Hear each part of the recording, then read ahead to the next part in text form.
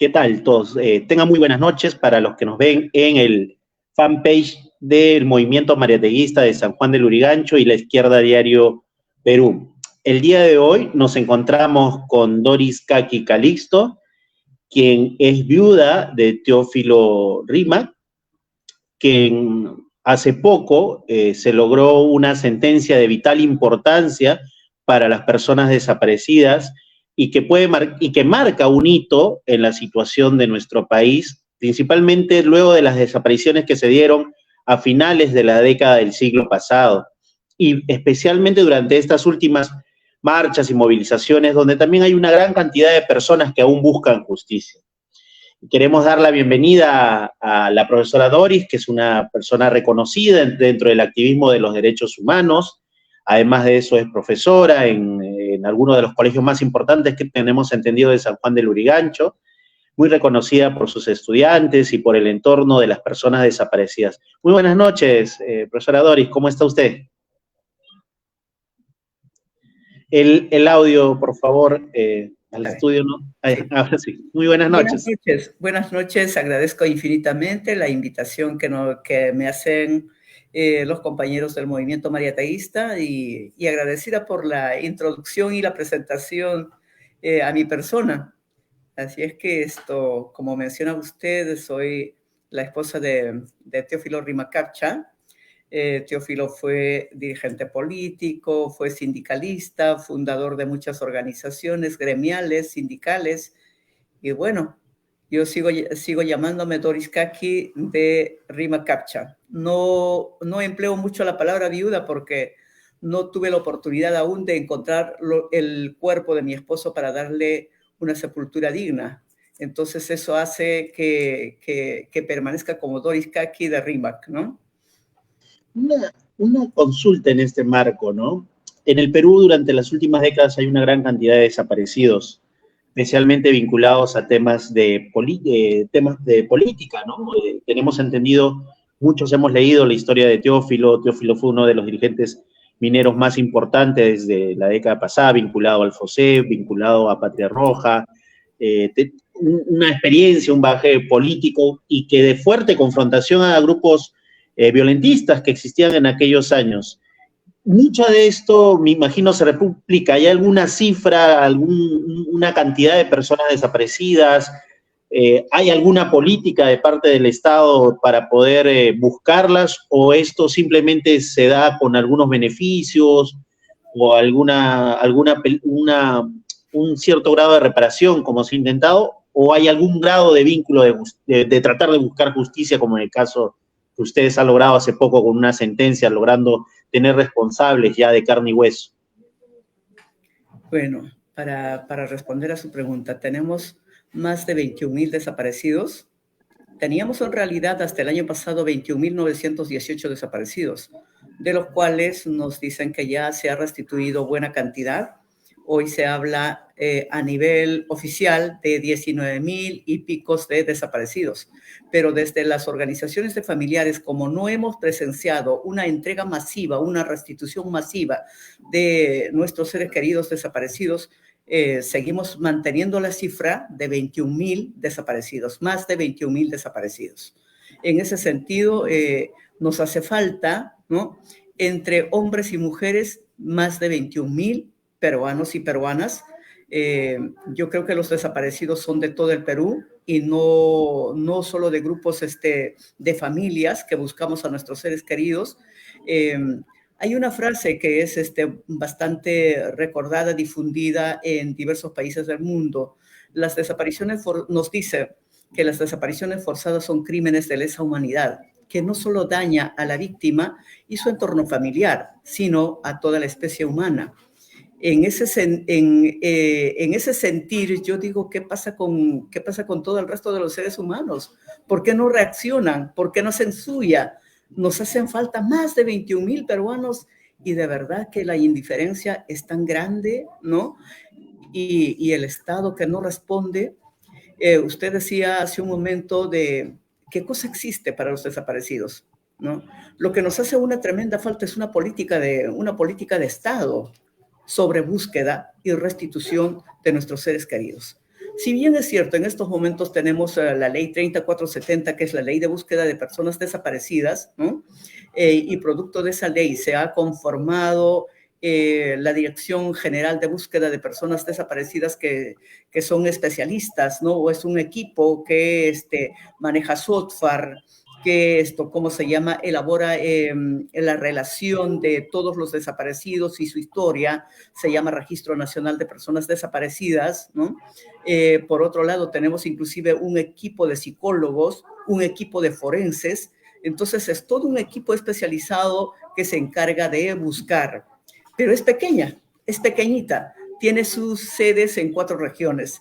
En Junín, Ayacucho, Huánuco, y no es suficiente. Y esa dirección general con ese equipo tan pequeñito no es suficiente para buscar a nuestros seres queridos. ¿Por qué no se amplía? ¿Por qué no se amplía con mayor número de personas especializadas, con mayor número de genetistas, con mayor número de profesionales forenses? Porque no hay un presupuesto propio. No hay un presupuesto propio para la búsqueda. De ahí que desde nuestra organización, la Coordinadora Nacional de Familiares de Víctimas de Desaparición Forzada, organización que preside mi persona, proponemos, al cumplirse los 20 años de la entrega del informe final de la Comisión de la Verdad y Reconciliación, proponemos que el Estado declare de interés nacional y necesidad pública la búsqueda de los desaparecidos con un presupuesto propio, además. Que la dirección de búsqueda para buscar a nuestros seres queridos no dependa de las migajas que tiene que recibir del Ministerio de Justicia, y que los especialistas forenses del Ministerio Público no dependan también de la institución Ministerio Público, ¿no? En la asignación de presupuestos pequeñitos. Han habido épocas en que estas instituciones dedicadas a la búsqueda, ¿no? Tanto la Dirección General de Búsqueda como los forenses del Ministerio Público se han quedado sin dinero, sin presupuesto, y por consiguiente paralizada la búsqueda. Entonces, si empezamos a mirar el calendario, tenemos, por ejemplo, la época de invierno. En la época de invierno no se puede desenterrar, no se puede buscar a los desaparecidos. Las lluvias en nuestra serranía son muy fuertes, ¿no? Entonces eso hace que se posponga, se prolongue la búsqueda. A esto hay que agregarle los días feriados. Si miramos los feriados, cuántos feriados tenemos al año, nos damos cuenta que son pocos días que se dedica realmente a la búsqueda como tal.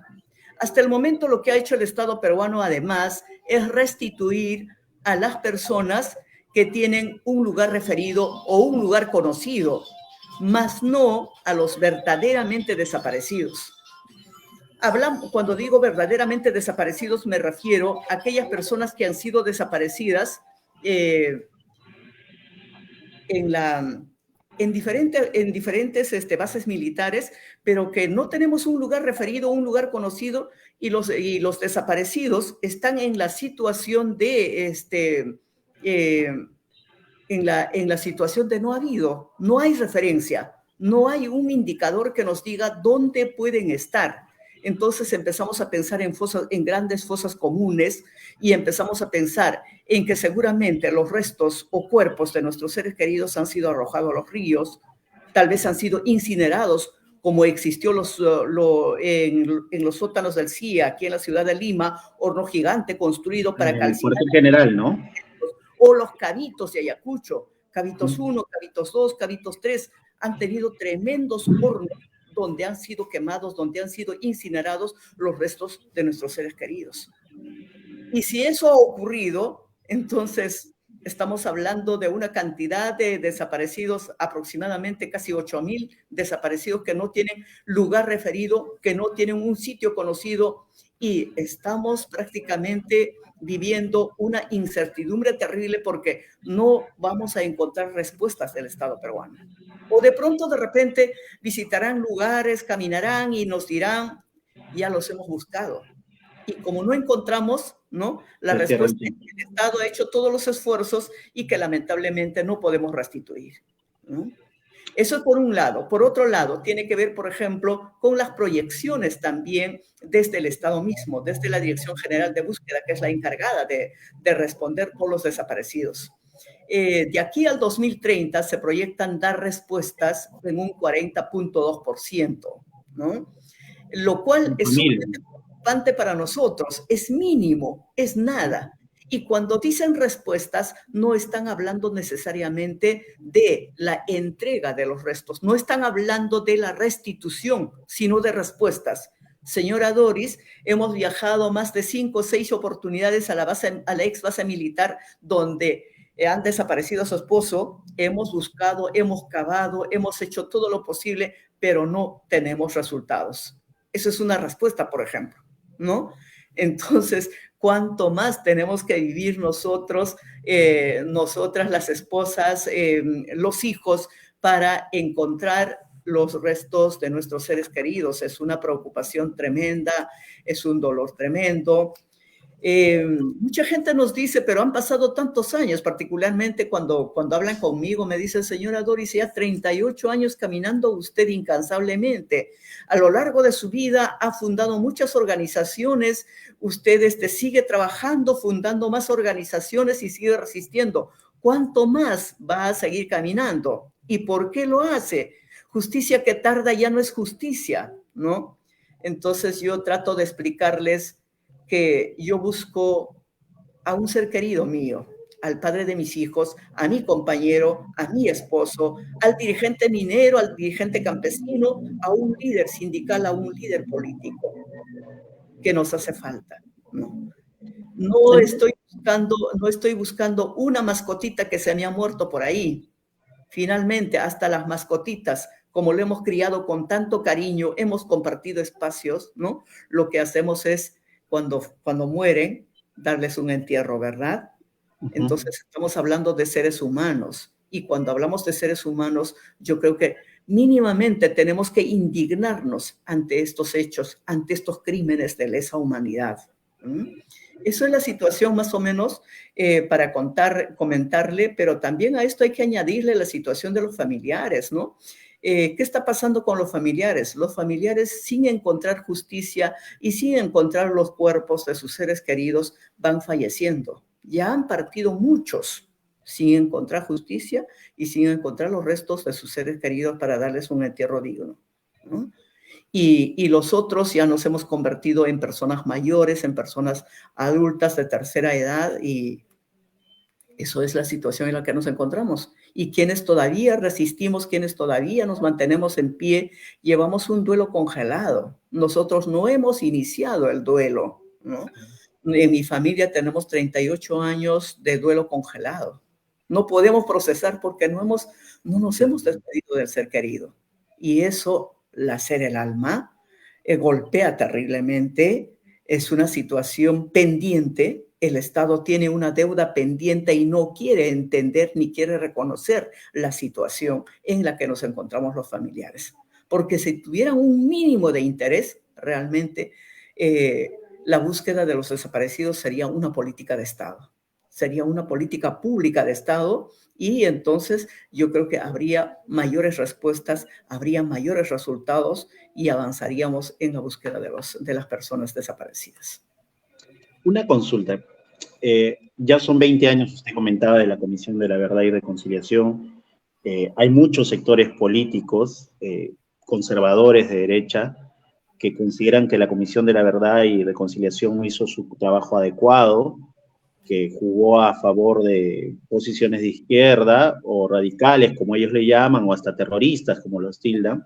Creo que el día de hoy, justo en uno de estos... en el ojo que llora, hemos estado en el ojo que llora y no nos han dejado un minuto de verdad para poder respirar absolutamente. Qué personas más rabiosas, qué personas más resentidas y renegadas deben de ser quienes conforman esos grupos. Lamentable situación, porque gritan de todo, nos insultan, se han especializado en insultar y están deshumanizando a la gente que los escucha. Nosotros hemos tenido la presencia de adolescentes, estudiantes de diversos colegios, de José Antonio Encinas, de Fe Alegría, de la Casa de Cartón, eh, jovencitos adolescentes que conocen bastante de todo lo ocurrido durante los años 80-2000. Se han informado bastante y yo me quedé impresionada. Y uno de ellos que me conducía, me acompañaba hasta el estrado, me decía, señora Doris, yo me he leído toda su historia y me conmueve tanto toda su lucha, pero también cuando yo sea grande, quiero ser como usted. Que casi me arranca las lágrimas y entonces yo decía, vale la pena seguir luchando, vale la pena que nos escuchen estos jóvenes.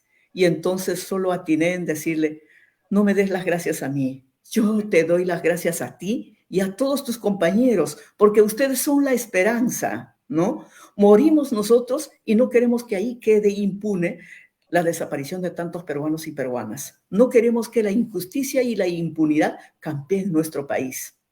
Si tú me dices que vas a, ¿cómo se llama? Vas a luchar por una sociedad más justa, más equitativa, la esperanza eres tú. Y gracias a cada uno de ustedes. A través de ti, abrazo a tus compañeros de estudio. La abracé tiernamente y como agradeciéndola plenamente a ella y me sentí reconfortada al mirar su rostro, ¿no? Y de eso se trata, de eso se trata. El ojo que llora, el lugar de la memoria, el Rosedal de la Memoria, que es el espacio donde hemos sembrado aproximadamente 2,000 rosas el año pasado y hemos inaugurado este espacio de memoria. Hoy nos han quitado la placa donde dice que ese Rosedal es en memoria de todos los desaparecidos del Perú. Es más, allí están mencionados los nombres de cada una de las regiones donde se han dado las desapariciones y nos han quitado la placa. Seguramente que lo han hecho por órdenes del actual alcalde y bueno, no sé, vamos a empezar a buscar ahora la placa del Rosedal de la Memoria. ¿Qué opinión le merece a estos negacionistas? Porque al final están negando un hecho de la realidad, un hecho en el cual el Estado actuó con acción terrorista de parte de algunos militares, autoridades que directamente mandaban a desaparecer a muchas personas. Estamos hablando, como usted bien dice, yo bien me recuerdo cuando era joven haber visto el documento de desaparecidos que sacó la Comisión de la Verdad y Reconciliación. Era un texto muy, muy voluminoso, que se encontraba en cada uno de los espacios, en cada ciudad del país, para poder ubicar a cada uno de estos cuerpos. Y usted cada vez es más sorprendente ver que la ineptitud del Estado y por lo tanto del propio régimen de no poder encontrar los cuerpos es como no poder resarcir institucionalmente algo que ya a más de 20 años se esperaba ya poder salir, ¿no? O sea, no se ha cumplido muchas de estas recomendaciones, porque hay que materializar estos temas, como usted bien dice, y como bien dice también, a este plazo que se plantean a 10 años, es evidente que esto no da para más. Me imagino que ustedes están planteándose también algunas acciones de movilización, de incidencia, como la del día de hoy, para tratar de poder vincular más a la población, para dar a conocer qué es lo que ha sucedido, porque muchas personas desconocen o bien en todo caso se dejan llevar por los comentarios de las personas que fueron hoy a atacarlos, ¿no? Así es. Es sumamente preocupante y doloroso a la vez el tema del negacionismo. Hay muchos congresistas, la mayoría de los congresistas, por no decirlo, ¿no? Son aquellos congresistas partidarios del negacionismo y por consiguiente se han especializado también en terruquearnos permanentemente. Nosotros no estamos inventando las cosas que han ocurrido en nuestro país. Nosotros rechazamos tajantemente el terrorismo, venga de donde venga. Hemos dicho que rechazamos el terrorismo de Estado, hemos dicho que rechazamos el terrorismo de Sendero, del MRTA, ¿no? Y lo hemos denunciado permanentemente, ¿no? En ese sentido, no entendemos por qué el terruqueo permanente, la estigmatización permanente a las organizaciones de familiares, a los luchadores por la defensa de los derechos humanos. Yo no entiendo. Creo que tienen un objetivo común, tienen un fin, ¿no? De hacer desaparecer la verdad, de desaparecer la memoria. Es por esa razón que es sumamente importante que se trabaje en los colegios, dentro de la sociedad civil, que los partidos políticos, etcétera, etcétera, los hechos que nos ha tocado vivir entre los años de 1980 a 2000. Y si tanto niegan, a ver que nieguen, por ejemplo, el caso de Teófilo Rimacarcha. Allí tenemos a 2 responsables sentenciados con prisión efectiva, a 14 años de prisión y a 20 años de prisión. ¿Y por qué? ¿Porque son angelitos? No, señor. Han descuartizado a mi esposo pedazo a pedazo. Y no voy a describir los hechos, me gustaría decirlo.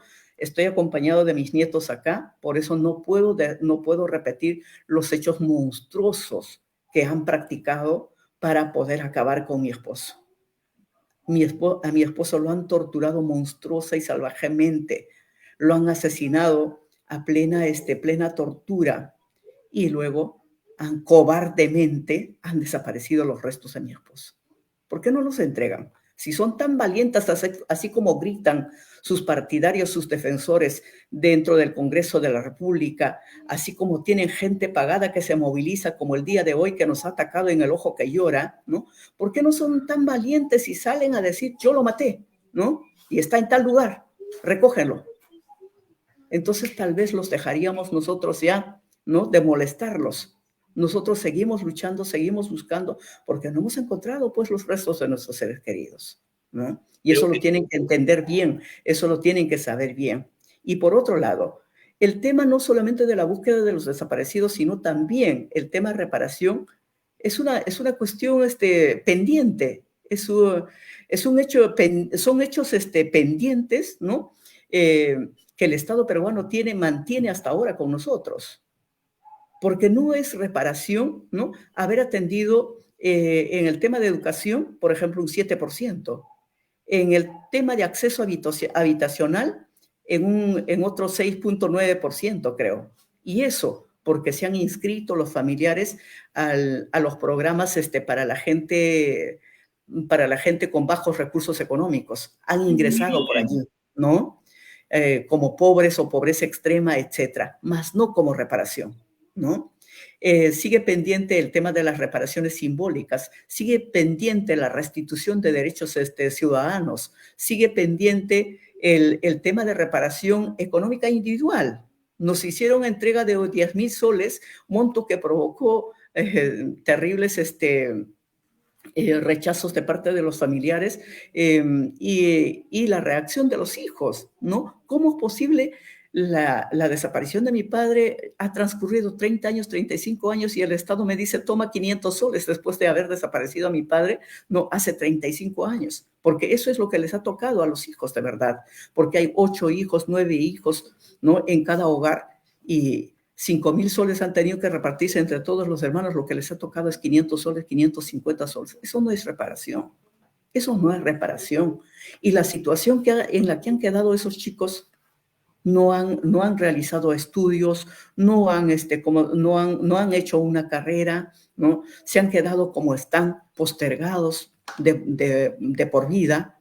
Entonces, eso no es reparación, eso no es restituir sus derechos de ciudadano, eso no es reconocer a la víctima como tal. Así es que el tema de tanto la búsqueda de nuestros desaparecidos como el tema de reparación, ¿no?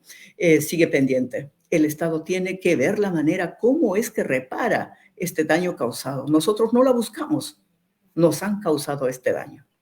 Nos han causado este daño. En 20 años, casos como el de usted, ¿cuántos más, o sea, se han podido en el tema de justicia, o sea, lograr materializar sentencias firmes, ¿no? Muchos, como usted bien decía, y haciendo un poco, retrocediendo un poco a lo que usted comentaba, hay casos como la desaparición del periodista en la cual estaba involucrado uno de los políticos del gobierno, que fue parte del gobierno de Ollantumala, luego de Podemos Perú, que hasta ahora actualmente niega su participación en la desaparición. ¿Cuántos de estos son fijos, casos que se hayan logrado así firmemente lograr encontrar a las personas y sentenciarlas de carne y hueso? ¿Son pocos o se ha avanzado algo en estos 20 años? Son poquísimos. En realidad han sido judicializados aproximadamente 100 casos, ¿no? De los 100 con sentencia firme, yo leía a Ojo Público, son los periodistas los que mayor información nos dan, ¿no?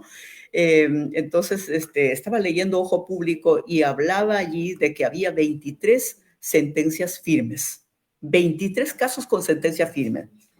De los 100 que han sido judicializados, solo 23 con sentencia firme. O sea, casi nada, casi nada. En el caso de mi esposo, si bien es cierto, en esta segunda fase ganamos también, ¿no? En los tribunales a los responsables y logramos la sentencia, ¿no? Pero falta ratificar por la Corte, falta ratificar por la, ¿cómo se llama este organismo superior de la instancia donde ha sido sentenciado? Sí, pues es la Corte Suprema, claro que sí, la Corte Suprema. Falta la ratificación desde la Corte Suprema.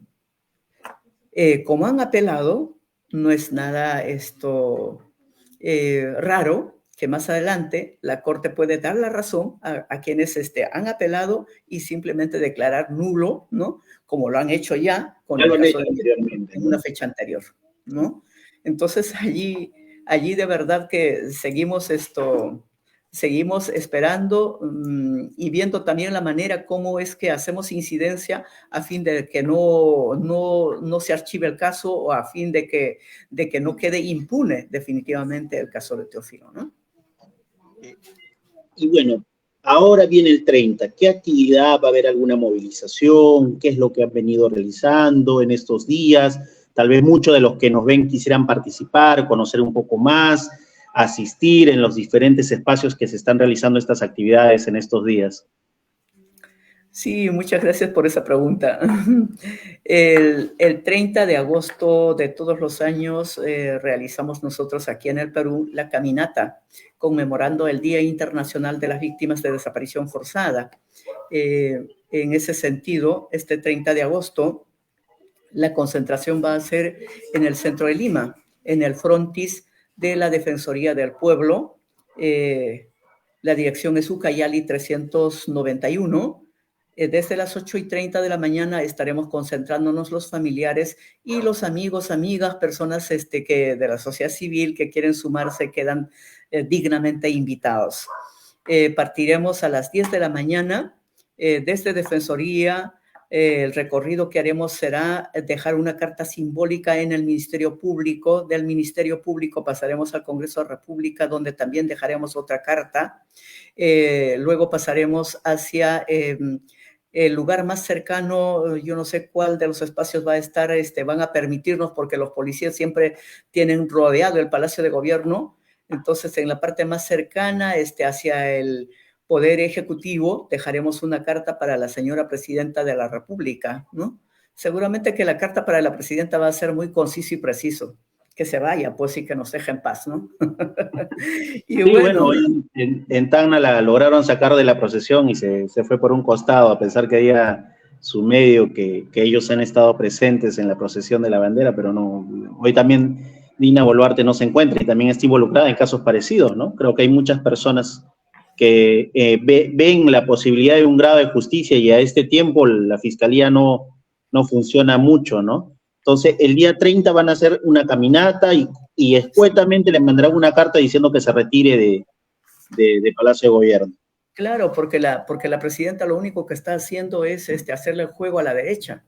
Yo creo que lo mejor es que se retire, que deje el Palacio de Gobierno y que los peruanos tengamos que resolver esta situación dramática por la que atravesamos. Y es que en verdad no vamos la democracia está en riesgo. Y ¿qué más podemos esperar, no? ¿Qué más podemos esperar? Los 90 muertos que se ha producido en este gobierno, ¿no? Ya es más que suficiente como para que la señora se vaya, ¿no? La señora tiene las manos manchadas con la sangre de nuestros queridos compañeros, compañeras resistentes de nuestra zona andina, ¿no?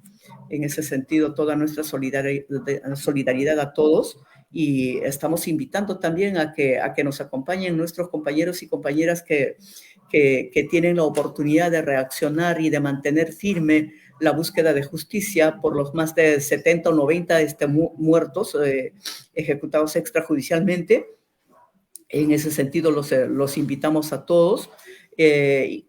Hacemos la invitación a todos quienes quieran plegarse desde los movimientos populares de aquí de nuestra zona, nuestro distrito San Juan de Lurigancho. San Juan de Lurigancho siempre ha sido luchadora y queremos que nos acompañen en esta oportunidad. Y tendrán también un espacio para poder dirigirse al público, para que podamos entrelazar y todos juntos, ¿no? Unidos, no solamente reclamar reclamar justicia para los más de 21.918 desaparecidos, sino por los muertos y ejecutados extrajudicialmente en esta etapa de este gobierno.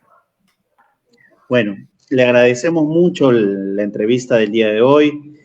Tal vez algunas palabras finales, ya un poco recordándole a todos los que nos ven el día 30 va a haber una caminata, una pequeña movilización, si se podría decir, para poder retomar estos puntos de esta agenda que vienen organizando los familiares.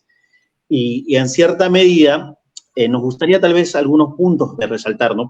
Personalmente a mí me queda muy fuerte este tema, ¿no? Que, bueno, me acuerdo cuando terminó la Comisión de la Verdad y Reconciliación, hubo muchos trípticos, mucha información de lo que había sucedido, incluso se repartían todos los tomos de la Comisión de la Verdad y Reconciliación y se exponían los desaparecidos, los videos en VHS en aquella época, en inicios del siglo, de la década pasada, antepasada, se veía mucho la participación, su participación y de otras personas en las cuales se explicaba claramente lo que usted acaba de decir, que sus familiares no fueron terroristas, que sus familiares, al contrario, estuvieron ahí dando la cara para confrontar las ideas terroristas, no solamente de estos grupos, sino también de los propios militares que asusaban en sus distintos espacios y que, como en su caso, terminaron en hechos de lesa humanidad. Y como usted bien dice, no solamente nos involucra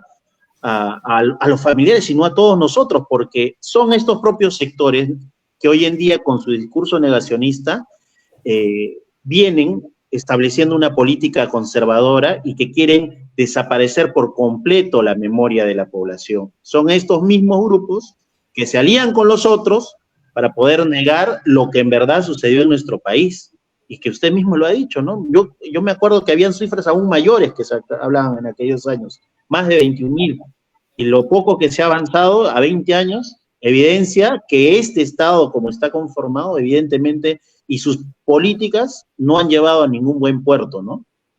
Unas palabras finales, profesora, va a disculpar.